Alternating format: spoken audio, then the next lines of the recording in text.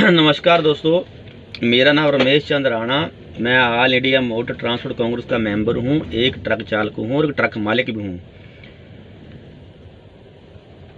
मेरा आज का जो विषय है वो है ड्राइवरों की सैलरी के ऊपर और हमारे भारत के सिस्टम के और मेरे भारत का सिस्टम क्या है। ये कोरोना तो अब 2-2.5 महीने से चल रहा है। 21-22 तारीख से मतलब 2-2.5 महीने पूरी दुनिया त्राहिमाम कर रही है। लेकिन हम तो जब से ये ट्रांसपोर्ट लाइन में है तब से रिश्वत कोरोना से जूझ रहे हैं हम लोग, और हमारा आज दिन तक किसी भी सरकार ने ध्यान नहीं दिया, चाहे वो सरकार बीजेपी की हो चाहे कांग्रेस की हो। ऐसा नहीं कि ये सरकारें बहुत दिमागदार हैं, चाहे सत्ता पक्ष हो चाहे विपक्ष क्यों ना हो। कि मेरे पास एक ट्रक है, 14 टायर की गाड़ी है। अब जो डिजिटल पेमेंट हो रही है तो इसमें जब मैंने आंकड़ा लगाया, एक साल का 20 लाख रुपया टैक्स तो सरकार मेरे एक ट्रक से खा गई है। और मैंने योर लगा लिया, जिंदगी 32-35 साल से मैं ये काम कर रहा हूँ, 20 लाख हम नहीं जुटा पाए। स्वाभाविक कर्जे के 5-10 लाख हमारे ऊपर कर्जा जरूर चढ़ा हुआ है। जब हम 14 टायर की गाड़ी लेते हैं, लगभग ये गाड़ी है 32-33 लाख की, जैसी 5-7 लाख रुपये ऊपर लगता है, बाकी ब्याज भी लगे, मतलब 40-42 लाख की गाड़ी बैठती है ये। तो स्टार्टिंग में सरकार आज 7-8 लाख तो जो जीएसटी पहले हमसे रखवा लेती है, चाहे हम 10 रुपये काम करें या ना करें। कि मेरे देश का सिस्टम ऐसा है, बिल्कुल फेल सिस्टम है, फेल मानता हूँ मैं इसको। ये 2-2.5 महीने मैंने कोरोना में चले, इसमें बहुत संतुष्टि शांति रहे। भले हमारा काम रुपये में से 25 पैसे रह गए, हम संतुष्टि से बिल्कुल सही रह रहे हैं, कोई हमें प्रॉब्लम नहीं। अब जैसे जैसे ये लॉकडाउन थोड़ा कम हो रहा है, थोड़ा इसका जो प्रभाव कम भी हो रहा है, नहीं हो रहा, लेकिन अब गाड़ियाँ ट्रैफिक चल रही है तो आरटीओ की पुलिस की लूटपाट फिर दोबारा चालू हो गई है। भारत के सिस्टम को, भारत की सरकार को पता नहीं कि हमारे देश में क्या हो रहा है। क्या सरकार आंखों में पट्टी बांध के बैठी हुई है? एक ट्रक से 20 लाख रुपए सरकार जो खा रही है, ये कौन से खाते में जा रहा है? सबसे बड़ा घोटाला है। मेरा अकेले नहीं खा रहे, मेरे लाखों ट्रांसपोर्ट भाइयों का। एक एक गाड़ी से जो बड़े ट्राले हैं, 20 से 25 लाख के बीच में सरकार एक ट्रक से टैक्स ले रही है। उसके बाद लूट अलग से है। ये सरकार ने एक ऐसा एटीएम समझ रखे हैं ट्रकों को। भारत सरकार ने बड़ा एटीएम रखा बना करके, जब ये हमारी जेब में कब काट के ले जाए हमें मालूम भी नहीं पड़ता। हम दिल्ली से भाग रहे हैं, हम दिल्ली से बेंगलोर जा रहे हैं, चेन्नई जा रहे हैं, नागालैंड जा रहे हैं, पूरा गुना भाग कर रहे हैं। इतने पैसे हमारे को बचेंगे। जो सरकार जो बैठी है बहुत माइंडेड है, बहुत दिमागदार है। ये बैठे बैठे गुना भाग करके इतना डीजल बढ़ा दो, इतने टोल बढ़ा दो, इतना टैक्स बढ़ा दो, हमारे सारे पैसे ले जाती है लूट करके।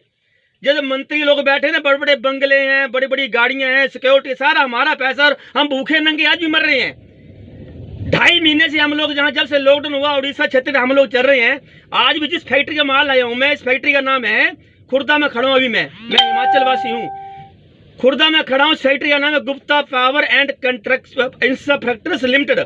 ये बिजली का सामान तैयार करती है, अच्छा बड़ा प्लांट है। इसमें कल भी कोरोना के पेशेंट मिले हैं, आज भी मिले हैं। ये फैक्ट्री थोड़ी सीज होने के कगार पे थी, लेकिन ये बड़े बड़े हाथ आने के कलेक्टर का आदेश लाए कि ये गाड़ियां गुड़ियां अनलोड करो भाई।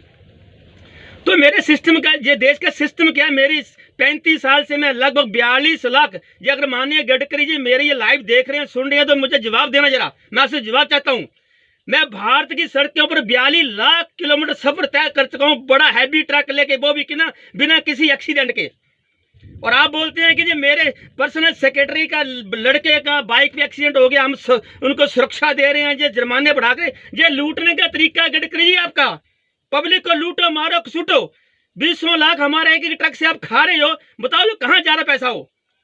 आज ही हम कोरोना जूझ रहे हैं, यहाँ पर घर बाहर नहीं जा पा रहे। हमारे पास 2 रुपए घर जाने के लिए नहीं है। आज मेरे पास 40 लाख का ट्रक है, लेकिन मेरे पास 40 रुपए घर जाने के लिए नहीं है।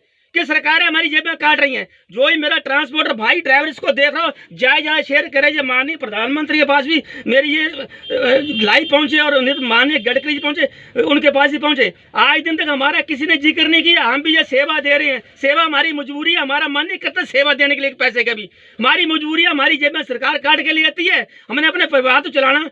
हम भाग रहे, ट्रक बनाते हैं, गाड़ियां बनाते हैं, टैक्सी बनाते हैं, बसेज बनाते हैं, टेम्पो बनाते हैं अपने परिवार को चलाने के लिए।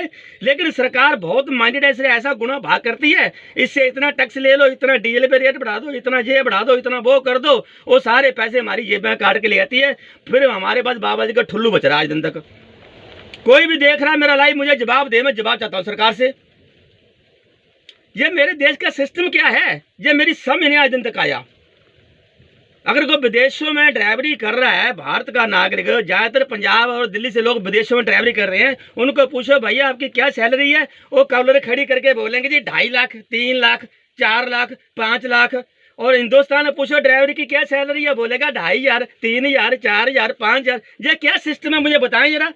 गडकरी जी आपने उसका तो अध्ययन किया था, जो मोटर व्हीकल एक्ट 2019 का पास किया है, विदेशों में अध्ययन किया है। आपने ये भी अध्ययन किया कि भारत के ड्राइवर की स्थिति क्या है, विदेशों में ड्राइवर की स्थिति क्या है। अगर हम किसी से 10-20 हजार रुपये उधार ले रहे हैं, हमसे वो चुकाया नहीं जाता, चुकाएं कहाँ से? ये भी हमारी सरकार काट के ले जा रही है। अरे कोई मंत्री अभी बीमार हो रहा है, अभी किसी थोड़ा सा कोरोना का लक्षण पाएंगे, प्राइवेट हॉस्पिटलों में जा रहे हैं वो लोग, और हमारे लिए सरकारी हॉस्पिटल रखे हैं मरने के लिए, वो भी घोटाले करी जा रहे हैं आपके मंत्री। अभी हिमाचल के एक मंत्री ने इस्तीफा दिया जी, और क्या राजीव बिंदल नाम, मुझे पूरा, मैं इतना कोई अर्थशास्त्री नहीं हूँ, कोई इतना ज्ञाता नहीं हूँ, कोई पत्रकार नहीं हूँ, तो उसकी बेटे की कंपनी थी, उसमें घोटाला हुआ। ये सारे ये कंपनी मंत्रियों बेटे बेटियों की, बाकी पब्लिक खड्डे में जाएगी।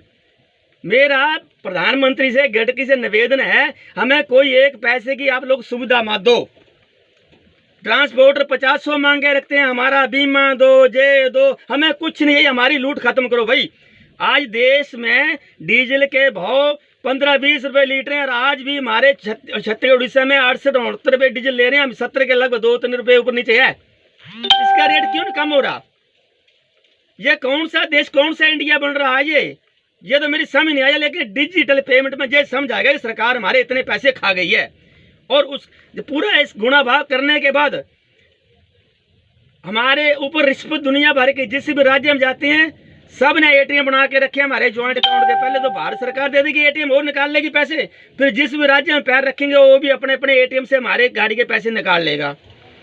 और बचा दिल्ली सरकार ने भी एटीएम रखा, वो 10,000 महीने का 2-2.5 बार जाते हैं हम लोग, वो 10,000 वो दिल्ली सरकार निकाल लेती है। अब किसी को बिजली फ्री दो, किसी को पानी फ्री दो, किसी को जे फ्री दो, किसी को राशन फ्री दो। मेरा सरकार से निवेदन है, जे सारे फ्री की लॉलीपॉप सरकारें दे रही हैं, इनको बंद करें, अब बंद कर दें भगवान के वास्ते।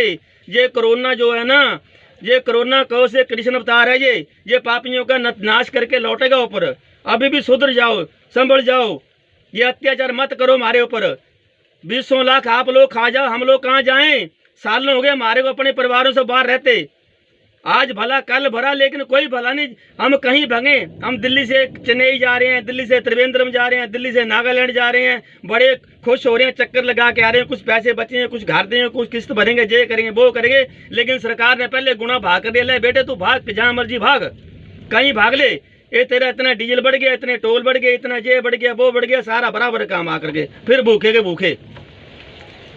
जितना एक विदेश के ड्राइवर की क्वालिटी, रहने का, रहन सहन का जो पोजीशन है, इतनी यहाँ हिंदुस्तान में 10 ट्रकों के मालिक की पोजीशन नहीं है। वो ये मेरे देश का सिस्टम क्या? गडकरी जी मुझे जवाब दें आप।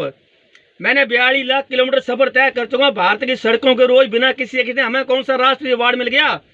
जो स्कूलों में 100 तक गिनती नहीं पढ़ाता वो राष्ट्रपति अवार्ड से पुरस्कृत, वो फलाना अवार्ड मिल रहा है उनको। जो देशद्रोही बातें कर रहे हैं उनको कोई अवार्ड मिल रहा। तो हम लोग क्या कर रहे हैं भारत में?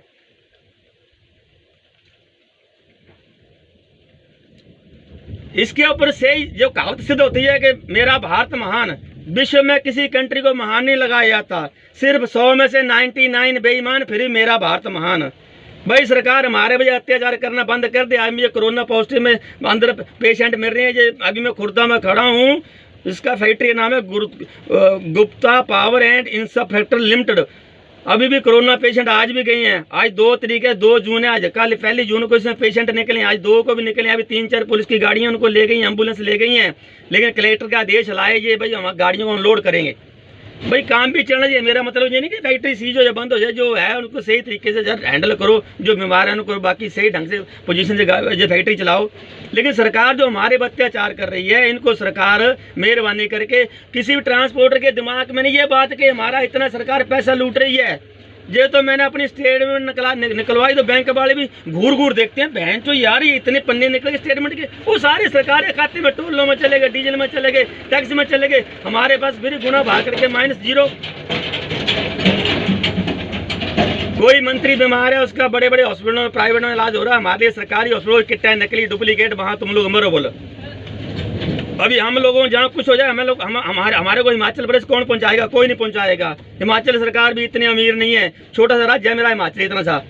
एक साइकिल लेकर उसकी परिक्रमा कर ले ना, दिन में परिक्रमा कर लेता उसकी आदमी, एक दिन में हिमाचल प्रदेश की। जैसे पंजाब है 4 घंटे में, बाढ़ से पठानकोट 4 घंटे में चलाई, सारी 8 घंटे में पंजाब पूरा राउंड लगता है। हिमाचल थोड़ा हिल एरिया, थोड़ी दिक्कत है, लेकिन क्षेत्रफल छोटा सा है। इसके 12 जिले हैं, 68 विधायक हैं, 4 सांसद हैं, लोकसभा के 3 सांसद